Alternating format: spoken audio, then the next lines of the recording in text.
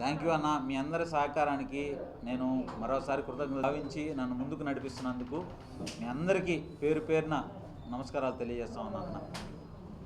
నమస్తే మదన్న, ఆలస్యమైంది కొద్దిగా మంది. నిన్నటి రోజున అందరికీ పేరు పేరున నమస్కారం అన్న. మిత్రులందరికీ కూడా నిన్నటి రోజున సోషల్ మీడియా ద్వారా వాట్సాప్ గ్రూపుల్లో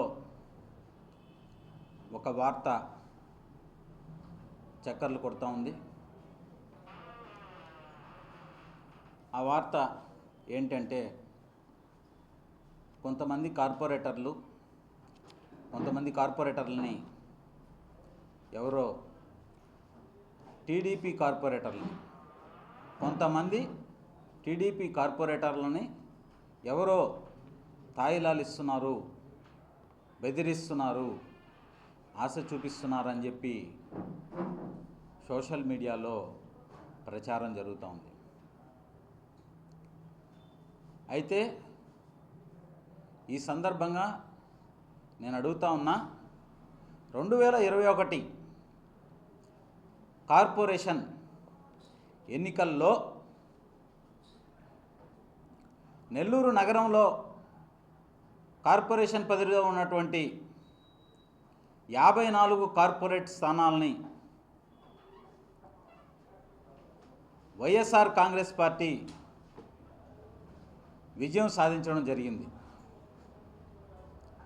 54కి 54 స్థానాలు వైఎస్ఆర్ కాంగ్రెస్ పార్టీ విజయం సాధించడం జరిగింది. ఆ ఎన్నికల్లో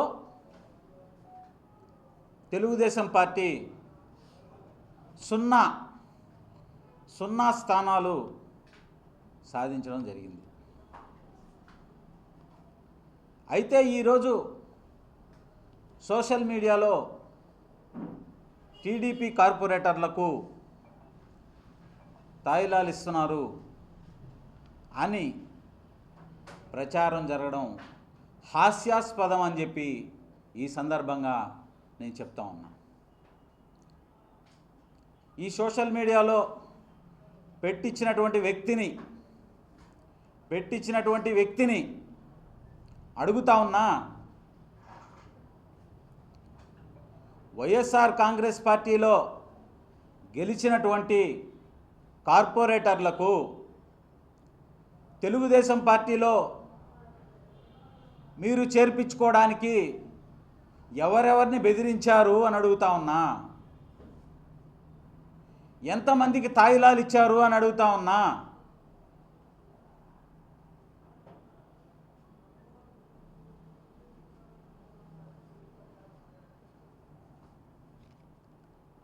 ఒక సామాన్య గిరిజన మహిళ, నెల్లూరు నగర మేయర్, ఒక సామాన్య గిరిజన మహిళని మేయర్ పీఠం నుంచి దించేందుకు కోట్ల రూపాయల్ని వెచ్చిస్తున్నది ఈరోజు ఎవరు అని అడుగుతా ఉన్నా. కార్పొరేటర్లను బెదిరించి రహస్య క్యాంపులు నిర్వహించేందుకు కోట్ల రూపాయలు ఖర్చు పెట్టి ఫ్లైట్ టికెట్లు బుక్ చేస్తున్నది ఎవరు?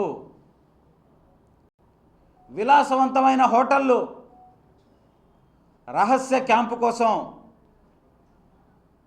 సిద్ధం చేస్తున్నది ఎవరు అని అడుగుతా ఉన్నా.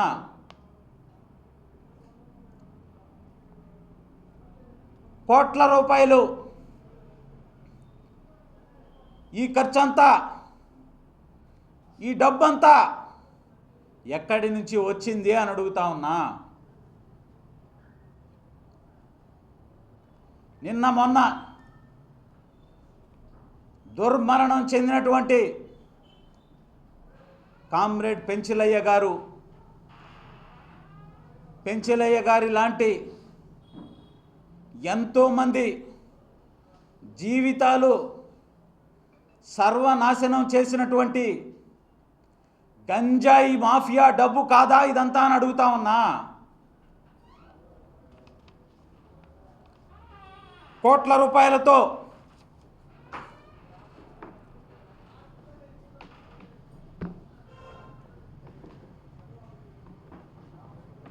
రూపాయలతో విలాసవంతమైనటువంటి క్యాంపులు ఒక్కొక్క కార్పొరేటర్కి దాదాపు 25 లక్షల రూపాయలు.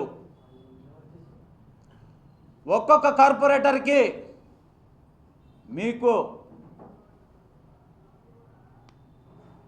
కోట్ల రూపాయల కాంట్రాక్టులు, ప్రభుత్వ సొమ్మును కొల్లగొట్టుకునే విధంగా, దోచుకునే విధంగా మీకు కాంట్రాక్టులు అప్పచెప్తాం అని చెప్పి కార్పొరేటర్లని బెదిరించి భయపెట్టి ప్రలోభాలకు గురి చేస్తుంది మీరు కాదా అని అడుగుతా ఉన్నా. నెల్లూరు నగరంలో ఒక వ్యక్తి ఉన్నాడు. కుర్చీ కోసం గత 4 సంవత్సరాల నుంచి ఎక్కని గడప లేదు, తిరగని ఇల్లు లేదు. ఆ కుర్చీ లేని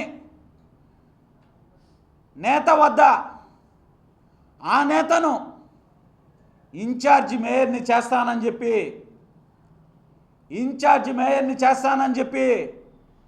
2 కోట్ల రూపాయలు వసూలు చేసినటువంటి వ్యక్తి ఈ గంజాయి మాఫియా డాన్ కాదా అని అడుగుతా ఉన్నా.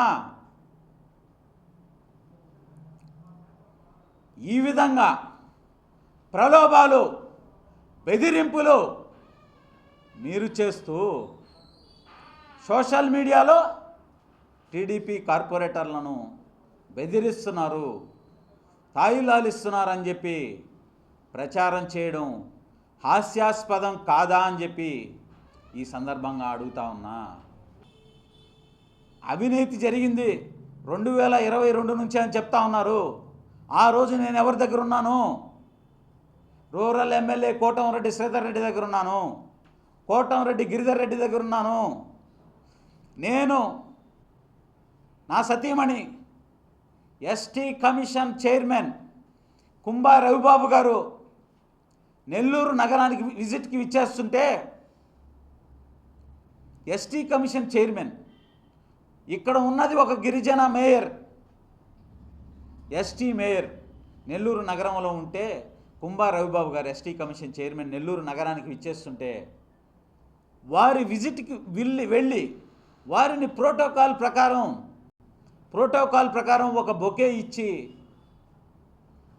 వారిని పలకరించాలని కోటంరెడ్డి గిరిధర్ రెడ్డి గారిని నేను అడిగితే, అనా కుంభా రవిబాబు గారు మా ఎస్టీ కమిషన్ చైర్మన్ వస్తున్నారు, నేను ఎస్టీ మేయర్గా ఉన్నాను, మా సతీమణి వెళ్ళి పలకరిస్తాము అని కోటంరెడ్డి గిరిధర్ రెడ్డి గారిని అడిగితే, ఆ పక్కన ఉన్నటువంటి వ్యక్తితో, చూడు వీడు కులం క్యాస్ట్ ఫీలింగ్ చూపిస్తున్నాడు అని చెప్పి కోటంరెడ్డి గిరిధర్ రెడ్డి గారు అన్న మాట వాస్తవం కాదా అని చెప్పి ఈ సందర్భంగా గుర్తు చేస్తా ఉన్నా. మా ఎస్టీ కమిషన్ చైర్మన్ని నేను వెళ్ళి కలిసే దానికి అనుమతించని వీళ్ళు, నేను అవినీతి చేసి కోట్ల రూపాయలు కొల్లు కొడతా ఉంటే చప్పట్లు కొడతా ఉంటారా అని అడుగుతా ఉన్నా. ఈ సందర్భంగా ఇంకో ముఖ్యమైనటువంటి విషయం తెలియజేయదలుచుకున్నా. రేపు 13వ తారీఖున గిరిజన, దళిత, మైనారిటీ, బీసీ సంఘాల నాయకులు టౌన్ హాల్లో 13వ తారీఖున రౌండ్ టేబుల్ సమావేశం నిర్వహించబోతా ఉన్నారు. ఆ కార్యక్రమానికి వీలైనంత వరకు అందరికీ కూడా సమాచారం ఇస్తూ ఉన్నాం. స్వయంగా చాలామంది వస్తూ ఉన్నారు, మద్దతు తెలియజేస్తూ ఉన్నారు. అందరూ బీసీ, దళిత, గిరిజన, మైనార్టీ నాయకులందరూ కూడా ఆ రౌండ్ టేబుల్ సమావేశానికి విచ్చేసి నెల్లూరు నగర మేయర్ స్రవంతి గారికి మద్దతు పలకవలసిందిగా ఈ సందర్భంగా కోరుతూ ఉన్నాను.